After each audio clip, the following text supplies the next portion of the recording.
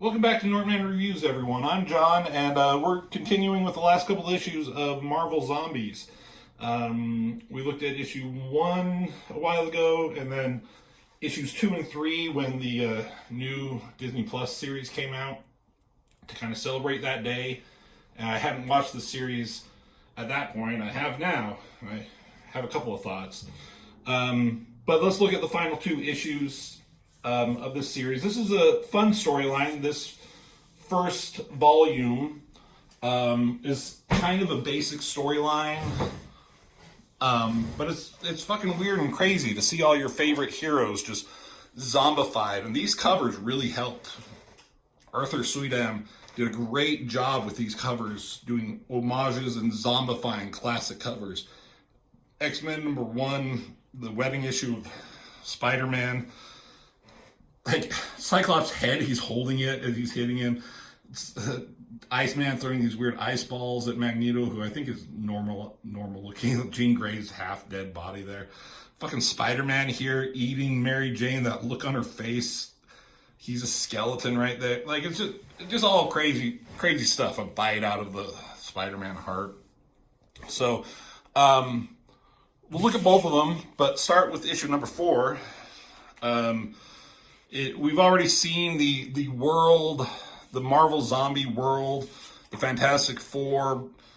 It started in Ultimate Fantastic Four. They were brought over by the zombie versions of these because they basically went out and wrecked this planet.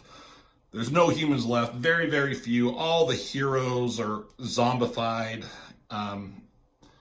And they have this, what makes this unique from Robert Kirkman, writer of Invincible and Walking Dead, other zombie stuff, is that they're not brainless, mindless zombies. They have intelligence. The hunger takes over and they go crazy over it. But once they eat a little bit, they get some of their brain functions back and can think normally. But they're still, like, Ant-Man here says, like, I know it's fucked up. I know it's not, a normal thing to do, but I love the taste of human flesh. This weird virus that came, I can't remember if they explained it or where it came from. He's like, I love the taste of human flesh. He was trying to figure out a cure, but he's like, even if I cure myself, I'd still eat flesh. It's crazy, right? But then the Silver Surfer showed up in the last issue. I don't have the issues offhand. Silver Surfer showed up. He was like, this place is fucked up. But it doesn't matter, because Galactus is coming, and he's going to eat this planet, so fuck all you zombies. The zombified heroes were able to, they were able to get on top of Silver Surfer. Hulk bit his head off. It was this whole thing. They eventually overpowered Silver Surfer, all these guys, which you can say, like, would that have actually happened? But it did. For the sake of the story, it did.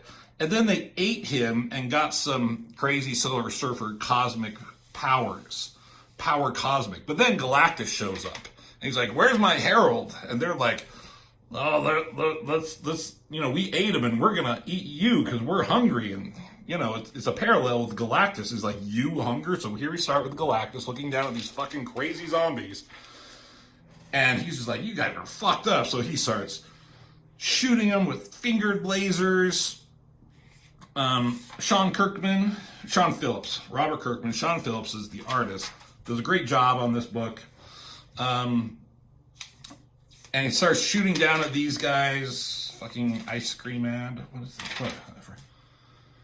And they're like, how the fuck are we going to beat this guy? He's like, I'm with Cage. This seems a little bit out of our league. Wolverine's giving him shit. And they're like, exactly. We'll find a way to defeat him. Like, his size will make us, should make us want to do this. Like, they're so desperate to eat new food because everything is basically gone. Like, look, there's somebody new. Look what we can eat, how much we can get out of him. So they have their own power, power cosmic that they got from the Silver Surfer. They start shooting Galactus, but that's nothing against Galactus. Like, I admire your resolve. I've devoured countless worlds and battled armadas. In the process, your assault is little more than a nuisance. So he starts shooting back at them. Vaporizes one of Luke Cage's arms. That's crazy. Iron Man, Spider-Man, they're like, this sucks. We got to get out of here. And Ant-Man's like, fine, let's go. Hulk comes along. He doesn't want to go, but he doesn't want to die. He's like, okay, we're going to come up with a plan, and we're going to try again. We have to take out this guy. They're like, he's not even following us. It's like, yeah, he doesn't care about us at all. Like, he's going to consume the planet.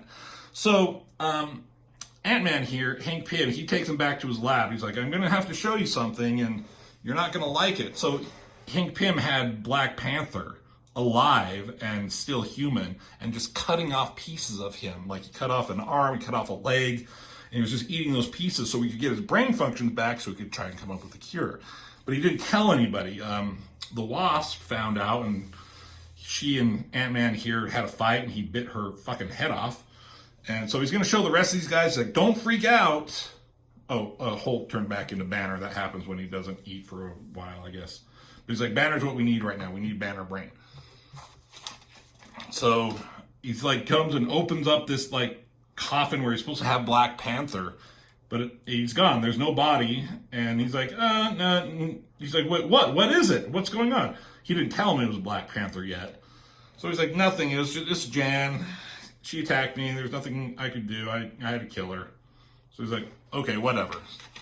So here's Black Panther. He came face to face with the Acolytes, Magneto's Acolytes. Magneto's like one of the last people who were human, and all his Acolytes were on Asteroid M above space, so they're not infected.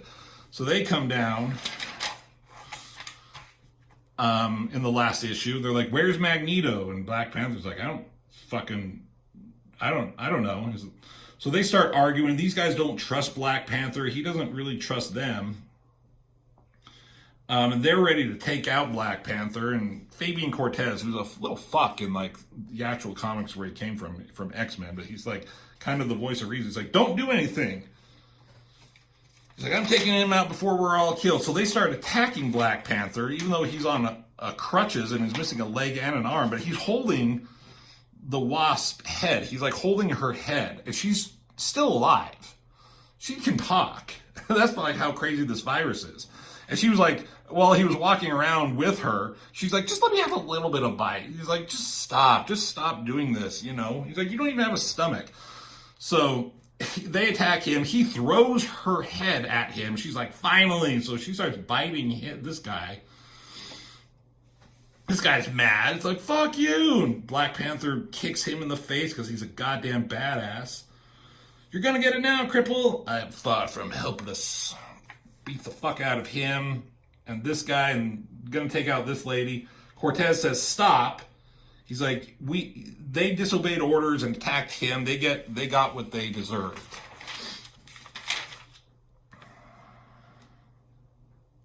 So they basically say, like, hey, like, we can take you up to our space station.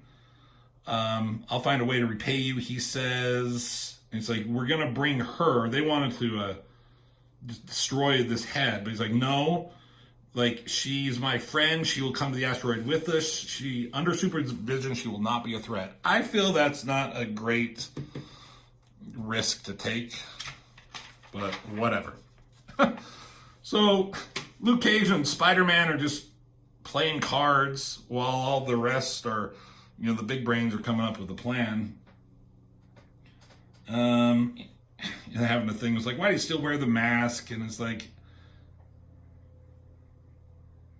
Spider-Man just has like guilt over eating his wife and Aunt May. So they make some plan. Basically, they're going to harness their cosmic powers into a big weapon against Galactus. Is what they are going to do. So there's a lot of talking with that. We don't need to get into the specifics of it, right? So they're starting to work on that thing, and I think they have it ready. They go to fight, like, confront Galactus, and now you got all the super villains that you haven't seen. Venom. How does Venom become a zombie with the symbiote? They actually do address that. Who's that? Stiltman. Super Skrull is here. Dr. Octopus, Lizard. There's like a bunch of Spider-Man villains. Can't you think of any other villains? Oh, there's a fucking Red Skull.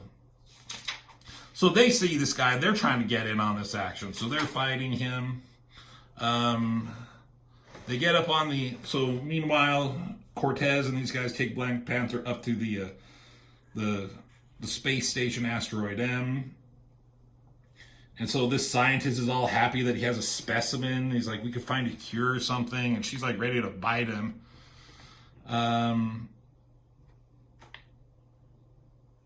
So whatever. He's like, be careful, she's a biter. I can see that. And then Black Panther, I don't know, and this woman see each other, and they, you know, she smiles. She's kind of like smitten with him. And then Black Panther is like, hey, before I get a tour, is there a better way for me to get around instead of hobbling around on a crutch? And there's Forge, and he's like, yeah, I can probably help you with something. I know a thing or two about prosthetic limbs. It's like, I can see that. So, back down at the city, here's that fucking gun that they created. And they funnel their power into it, and they shoot, they zap up, and it hits Galactus right in the shoulder or neck or something like that. And that's the end of this issue, right? So we'll move on. Issue number 5. Again, recap, all that. Hit him again. They shoot him again, and it looks like it's actually really hurting him.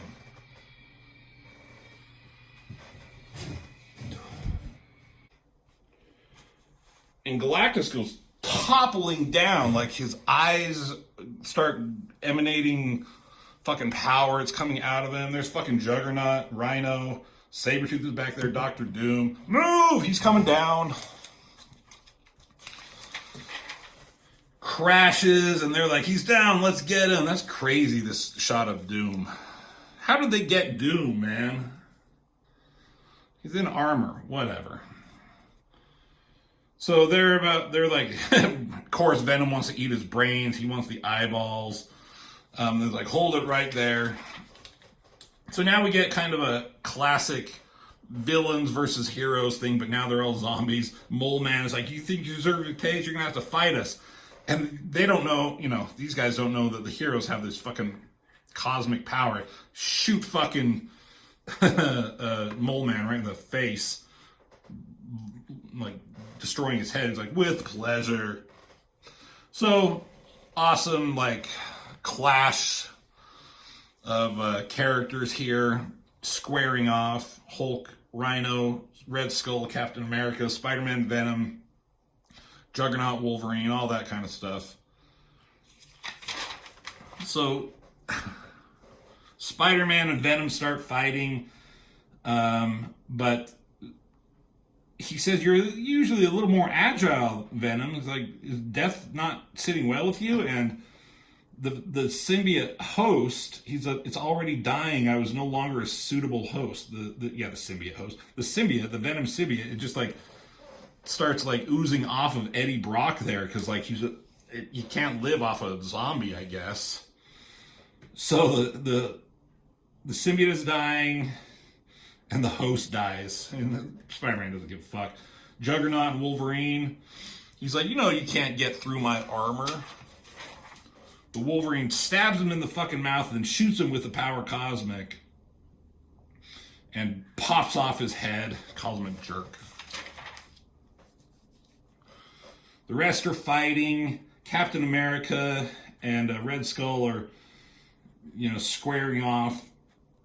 He's like, you can't hurt me. We're invincible. Has the hunger consumed you too much? Is it your judgment that clouded? And Red Skull's like, do I have to spell it out for you? You've never had such an obvious weakness before. Referring to his fucking severed head, and his brains are out there. So Red Skull reaches into Captain America's head and pulls out his brains, and that stops him, I guess. Spider-Man's like, Colonel, it's Colonel America in this, shoots Red Skull and his head off. He's like, it was so worth it, all of this. And he gets stepped on by Ant-Man, a giant man, whatever, I guess. Which is funny. He's like, let's put an end to this. I'm starving, so more fighting. The heroes with the power they have is just whooping the fuck out of these villains. So they take them all out. Hulk eat Rhino's head. Head not so good. Hulk regret it. Galactus gets up. He's like, you threaten this world. No mortal insect can threaten Galactus, the world devourer. He's like, he's still alive. Not for long. He's like, there's our dinner. It's taken us a long time. It costs us a lot.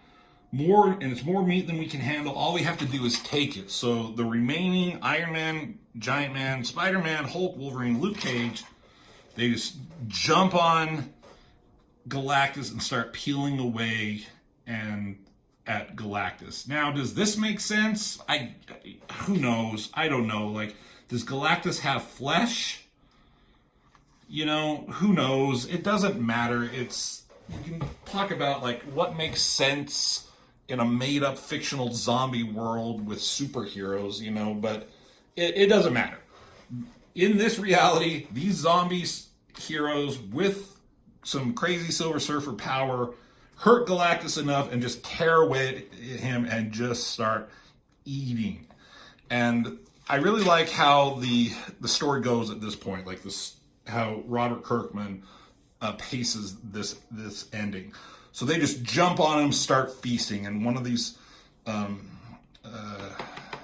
montages, I guess, they've done it a couple times with Magneto and Silver Surfer, just tearing out pieces and eating and devouring, and these zombies are devouring the world devourer Galactus.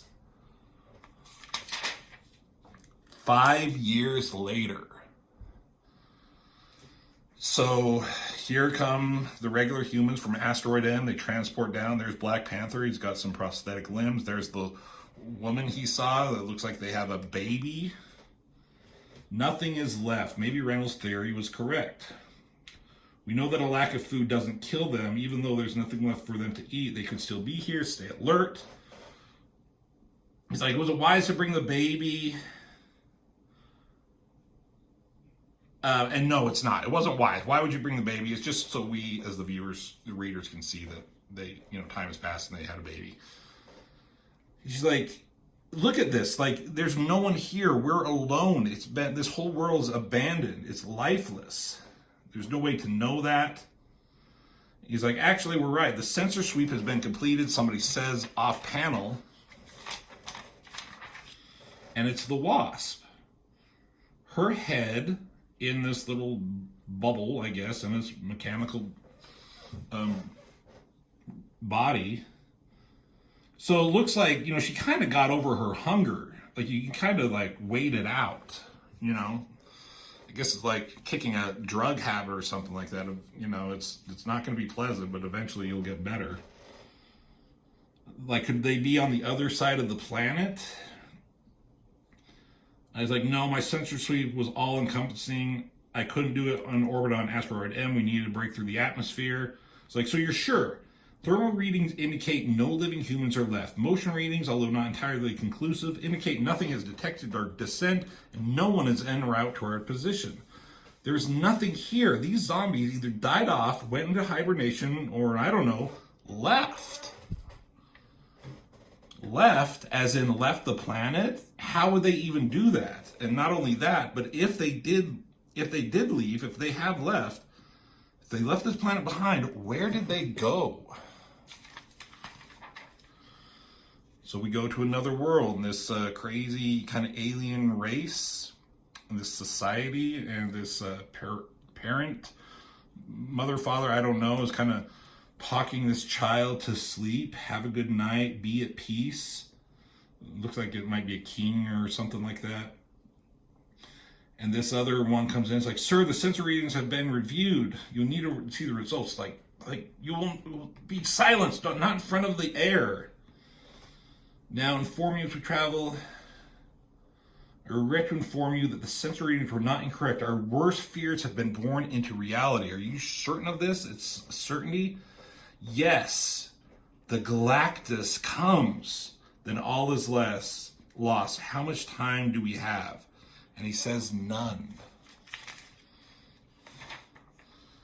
And then up above this teleportation bubble, I don't know what you call it, appears above the society of these crazy, these aliens. You see these figures up there.